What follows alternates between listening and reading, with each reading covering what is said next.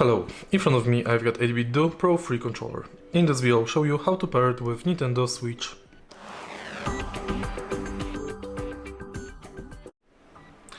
In the beginning, on your controller, select Bluetooth and switch mode. Once it's done, turn on your Nintendo Switch.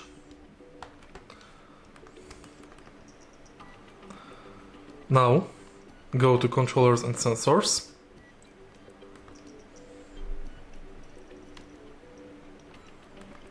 Change controller grip order. And turn your controller on. Then press and hold this button to enter Bluetooth pairing mode. Once the pairing mode is enabled, the Nintendo Switch will automatically recognize the device. Press A button to confirm, and it's done. If you find this video helpful, please leave like, comment and subscribe.